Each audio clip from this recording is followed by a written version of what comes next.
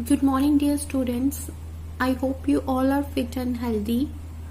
So dear students, as you know that we have started the chapter that is anatomy of flowering plants in a previous video, and we have studied the internal structure of dicot root. So today we will study the internal structure of monocot root.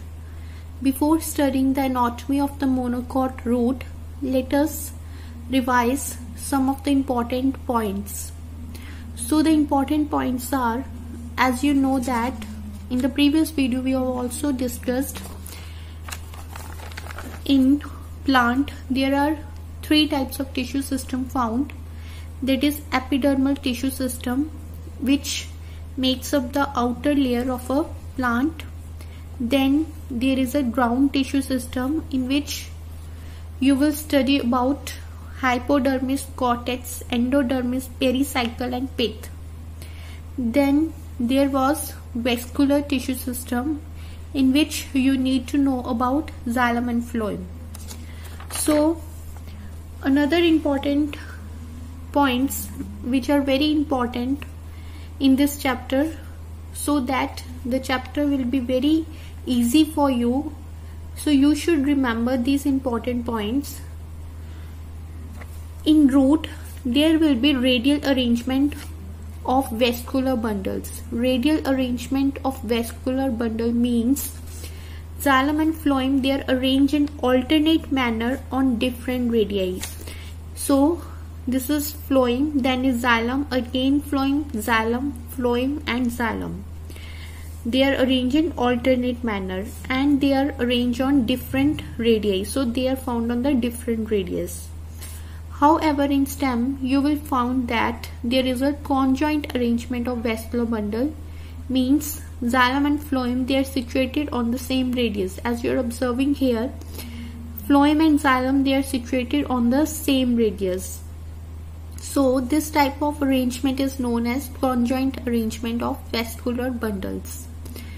Then the another feature was there is an exarch condition of protoxylem in roots, means the protoxylem, it was found outside and metaxylem is found inside.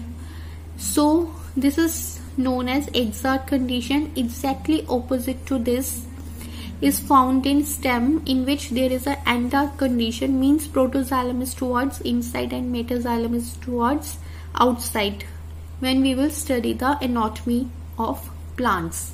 So today let us see about the anatomy of monocot root. In the anatomy of monocot root, there are few differences which you need to understand. The differences are, first one is, you will find that in the internal structure of monocot root, pith is very large. So this is the important feature. Pith is very large in monocot root. However, pith is usually small or generally absent in dicot root. So this is the major difference in monocot and dicot root. Then let us see here the internal structure of monocot root. So a transverse section of monocot root shows the following structures, starting with the number 1, that is epidermis.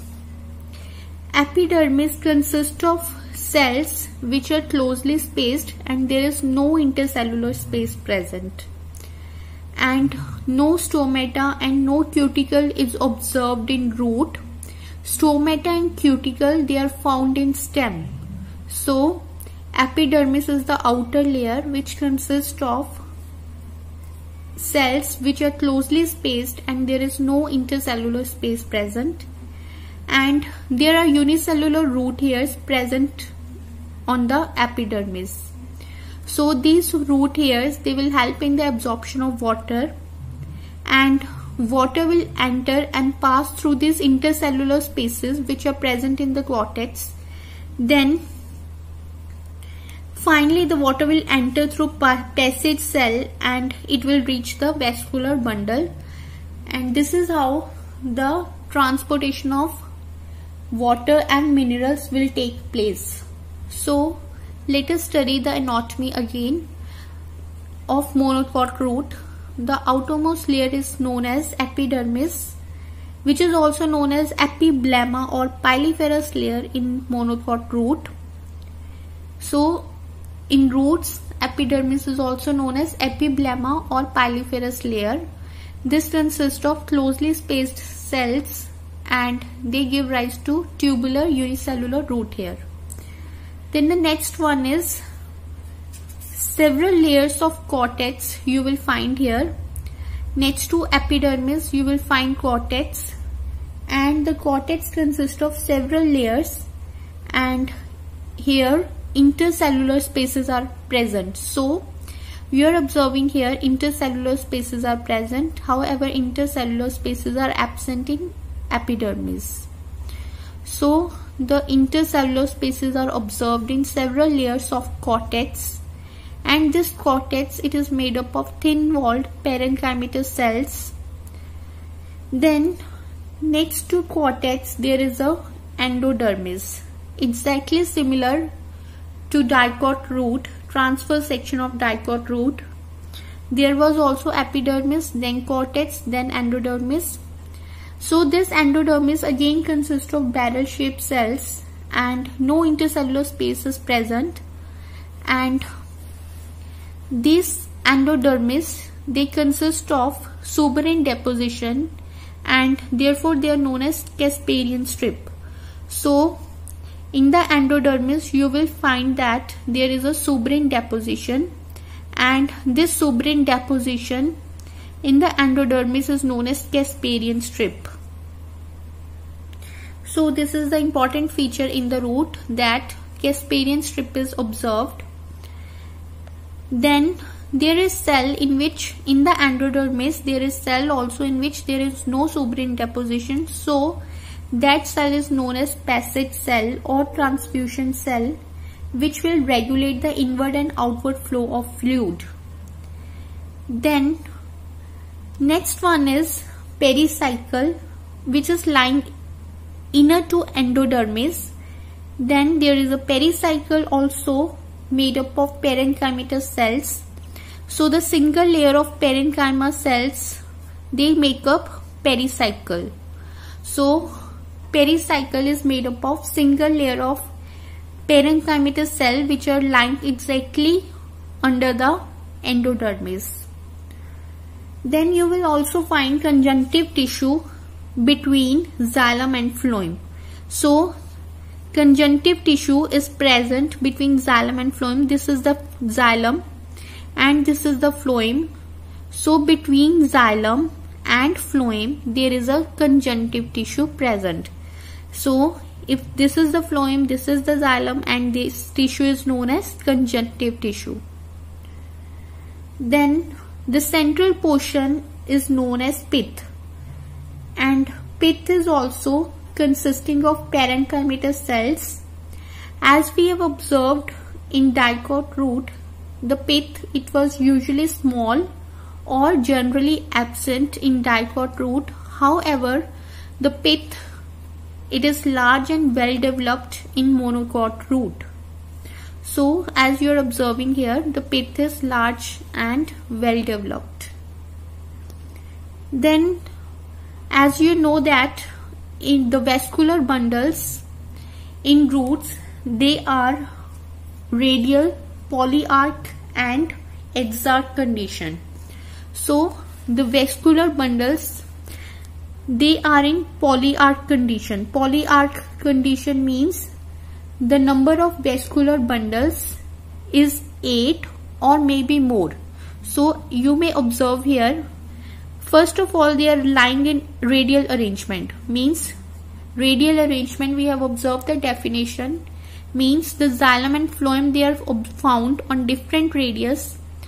As you are observing here, xylem is on one radius and next to it is the phloem. So they are on the different radius and they are found alternate to each other.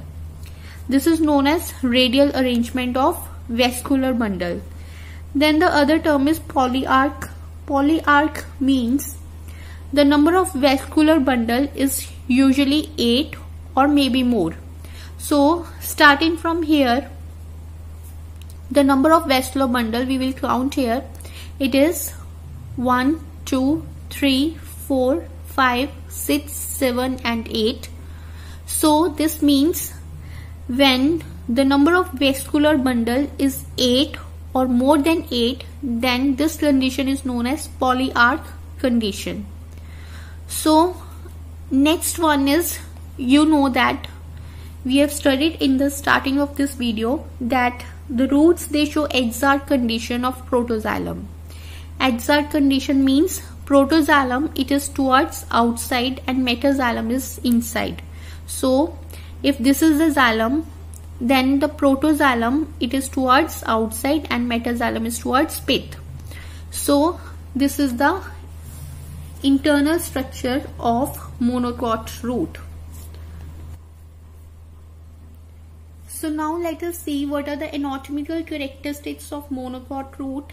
So in monocot root, cortex is massive and there is thin walled parenchymatous cell and intercellular space is observed.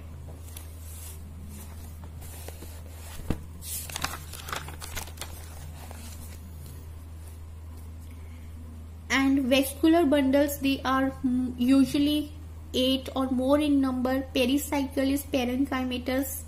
And one more thing, in dicot root you have observed that the pericycle that give rise to lateral root as well as cambium. So cambium was present in the pericycle. So however here the pericycle is giving rise to lateral root, but cambium is absent. Since cambium is absent, there is no secondary growth observed in monocot root. So this is all for today. Take care everyone.